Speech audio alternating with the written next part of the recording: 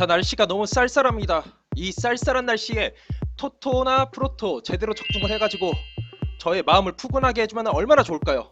물론 저 같은 경우에는 아직 토토 4등조차도 당첨된 적이 없는 돌파리급 프로토 픽을 이렇게 주고 있는 상황이긴 한데, 아무튼간에 프리미어리그 빅6 편 프로토 96회 축구 토토 42회차 승부 예측 진행해 보도록 하겠습니다. 자, 일단은 지난 95회 프리미어리그 15라운드 승부 예측 빅6 승부 예측 결과를 말씀드리자면은 또다시 판타작에 실패를 했습니다. 작년 같은 경우에, 지난 시즌 같은 경우에는 그래도 빅6 승부 예측에 관해서는 나름대로 잘 맞췄던 저였었는데, 올 시즌에는 진짜 빅6가 제대로 죽을 쓸 대로 쓰고 있다 보니까 진짜 승부 예측 하나 맞추기가 이렇게가 힘드네요. 정말 힘듭니다. 특히나 제가 여러분들께 좀 사과를 드려야 될 게, 지난 예측 첼시 경기에서 제가 아브라함 선수가 결정을 하게 될 거라고 이렇게 얘기를 했었는데, 그 경기에서 아브라함 선수가 선발 출전을 함과 동시에 득점까지 성공을 했습니다. 그러면서 아스톤빌라 상대로 2대1로 이겼었죠. 그러면서 이렇게 한 개의 픽이 또 날아갔다는 거 정말 죄송합니다. 물론 저의 정과가 꽤 많다 보니까 이런 거 별로 상관없이 여러분들의 픽을 많이 선택을 하신 분들이 꽤 있을 거예요. 근데 어쨌든 간에 이렇게 프로토 방상을 하는 한 사람으로서 정말 죄송합니다. 아무튼 간에 이제부터는 좀 각성을 해서 좋은 픽 드리도록 노력을 할 테니까, 노력한다고 되는 것도 아니긴 한데, 아무튼 간에 에버튼 대 첼시 경기를 시작으로 본격적으로 시작을 해보겠습니다. 자, 오늘 아침에 기사가 떴었죠. 마르코 실바 감독이 경질이 됐습니다. 결국 경질이 됐는데 에버튼이 이 경질 효과를 볼 수 있을지, 지금까지 무리뉴 감독의 토트넘, 그리고 융베리 임시 감독이 있는 아스날, 이렇게 주요 두 팀 감독이 잘린 상황에서 토트넘은 어쨌든 초반에 살짝, 정말 살짝이지만 그 버프 효과가 났고, 아스날은 패망하고 있습니다. 과연 에버튼은 패망이냐 아니라면은 반등이냐, 이게 상당히 중요할 거라는 생각이 들어요. 그리고 에버튼은 어쨌든 간에 히샤를리송 선수가 2게임 연속골을 기록을 했고, 그리고 시디베 선수 아니라면 이워비 선수, 제가 좀 최근 들어서 밀고 있는 이 에버턴 선수들이 나름대로 좀 괜찮은 모습을 보여줄 수 있을 거라는 생각이 들기 때문에 공격은 기대할 만하다는 생각이 들어요. 하지만 이 수비, 머지사이드 더비임에도 불구하고 열심히 뛰었긴 했는데 전반전에만 4실점을 기록했었고, 꼭 실점이 아니더라도 위기 상황이 상당히 많이 나왔었다. 이런 것이 많이 나오는 에버튼이기 때문에 첼시 상대로도 솔직히 좀 첼시의 그 빠른 공격을 생각해 본다면은 수비가 진짜 좀 잘 버틸 수 없을 것 같다는 생각이 들어요. 그리고 에버튼이 지금 3연패, 이것도 좀 신경이 쓰이네요. 그리고 첼시의 경우에는 아브라함 선수가 복귀를 해서 한 골 1도움을 기록하면서 첼시의 승점 3점을 떠먹여줬습니다. 이제 2세대 드로그바, 지금 현재의 드로그바 역할을 아브라함 선수가 정말 잘해주고 있고, 마운트 선수도 자기의 장기라고 할 수 있는 강력한 킥 감각으로 득점포를 가동을 했다. 자, 그리고 중원이나 공격진 면에서는 에버튼보다 한 수 위에요. 득점력 면에서 기대를 할 수 있는 에버튼이라고 하지만은 첼시의 득점 기대면은 솔직히 더 높을 수밖에 없는 상황이긴 한데, 문제는 이 챔피언스리그 6차전, 물론 홈경기예요. 상대 릴이에요. 어차피 유로파리그 진출권도 더 이상 딸 수가 없는 팀이긴 한데, 어쨌든 그 경기에서 이기지 못한다면은 첼시 유로파로 다시 가야 될지도 모릅니다. 특히나 이 6차전을 대비해야 되는 게 상당히 중요한 게, 이 챔피언스 리그를 포함해서 최근 4게임 동안에 플리시치, 코바치치, 조우마, 이 세 선수가 계속 선발 출전을 해왔었다. 이 선수들의 체력 안배가 좀 필요하기 때문에 어쩌면은 이것을 대비해서 이 세 선수 중에서 좀 빼는 선수가 있지 않을까. 그리고 아브라함 선수가 경기 막판에 좀 약간 좀 불편해하는 모습을 보였었기 때문에 아브라함 선수의 몸 상태도 좀 집중을 해볼 필요가 있을 거라는 생각이 들어요. 자, 이런 상황에서 저는 솔직히 감등 경질 버프, 여기에다가 이제 첼시의 챔피언스리그 일정을 눈여겨보지 않을 수가 없어요. 그래서 저는 과감하게 역배로 에버턴의 승리를 한번 찔러보도록 하겠습니다. 자, 다음으로 본머스 대 리버풀 경기인데, 자, 리버풀은 챔피언스리그 6차전 완벽하게 대비를 해야 됩니다. 지금 선두라고는 하지만은 나폴리는 홈에서 행크를 만나기 때문에 승리할 가능성이 높고, 리버풀은 반면에 공격력이 꽤 빡센 잘츠부르크 원정 경기를 떠납니다. 그렇기 때문에 한동안 계속 수비 로테이션을 안 돌렸던 이 수비진의 로테이션 가능성이 좀 점쳐지고 있습니다. 특히나 아놀드나 로버트슨 이 측면 쪽은 잘츠부르크 경기에서 정말로 중요하고 반다이크 역시나 최근 들어서 실점을 하고 있다고 하지만 어쨌든 반다이크는 반다이크 현재 리버풀 수비의 중추 역할을 맡고 있기 때문에 여기에서 좀 로테이션이 필요할 것 같다. 로테이션 가능성이 있을 거라 생각이 듭니다. 그리고 이 경기에서는 살라 선수와 피르미노 선수가 선발로 나올 것 같은데 마네 선수에게 휴식을 좀 줄 가능성이 있어요. 마네 선수도 어쨌든 현재 마누라 라인에서 가장 컨디션이 좋고 가장 볼 감각이 살아있는 선수이기 때문에 잘츠부르크에서 없어서는 안 될 존재. 혹시라도 박싱데이에서 무리하게 경기를 소화했다가 부상을 당해서 챔피언스리그 경기에 출전을 못 해봐요. 그럼 패망입니다.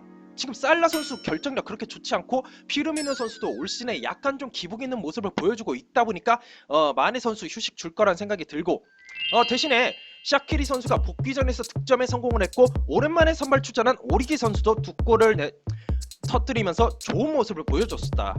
그리고 본머스전에서 리버풀이 5경기 4승 1무로 상당히 압도적인 모습을 보여줬다.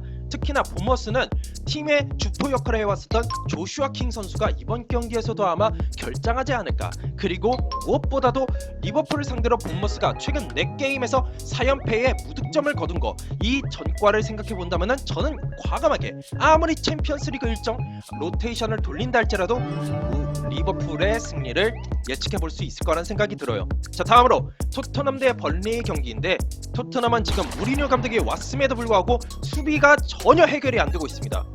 똑같이 4게임 동안에 2실점을 계속 허용을 하면서 좀 불안한 모습을 계속 보여주고 있다. 수비는 진짜 노답이다. 절대 못 믿겠다.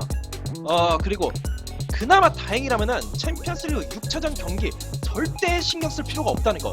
어차피 16강 진출 확정 지었고 바이에른 뮌헨 상대로 승리를 거둬도 2위입니다. 어차피 2위인 거 리그에 신경을 써서 리그 순위나 끌어올려야죠. 이번 경기 올인할 가능성이 있습니다.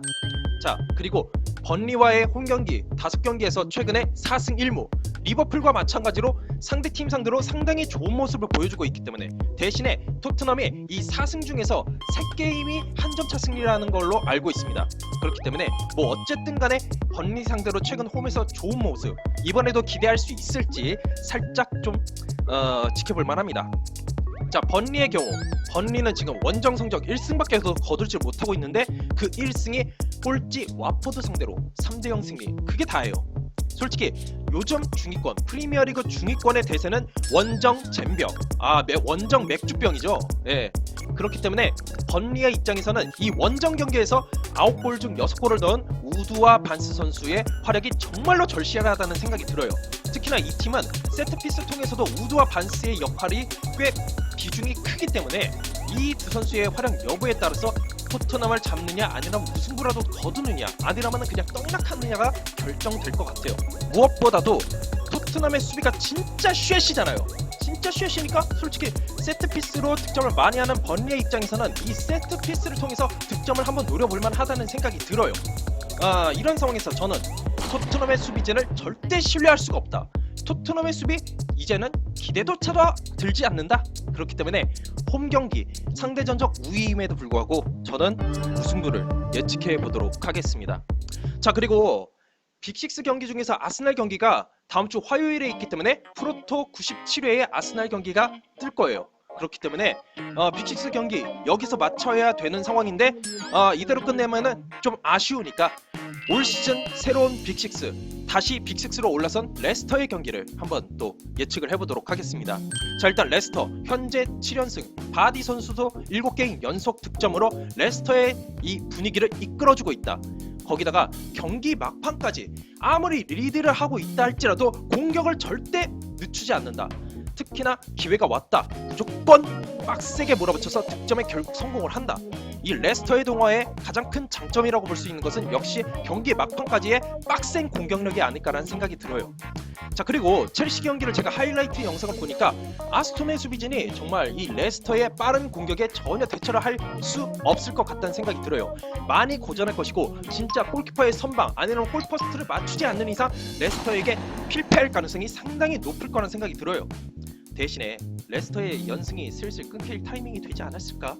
아무튼간에 이 주중 경기를 계속 치르면서 레스터가 전반전에 0대0으로 마치는 경우, 아니라면 좀 리드를 헌납하는 경우가 조금씩 보이고 있다 보니까 약간의 기대감을 좀 얹어서 저는 무승부를 일단은 예측을 해보되 레스터의 승리 가능성이 높다는 것을 꼭 말씀을 드립니다. 자, 승부 예측 요약해드리자면 에버턴 대 첼시 경기는 에버턴 역배 찔러서 에버턴 승리, 본머스 리버풀 경기는 리버풀, 토트넘 번리 경기는 토트넘 수비 절대 신뢰 못한다 무승부, 아스톤 레스터 경기는 기대감을 살짝 얹어서 무승부 찔렀지만 레스터 승리 가능성이 높다는 것을 꼭 강조해드립니다. 자, 다른 EPL 경기는 제가 진짜 못 맞추시는 거 아시죠? 요거는 그냥 제가 이렇게 찔렀다는 것만 눈여겨로 보시고 넘어가시면 될 것 같습니다.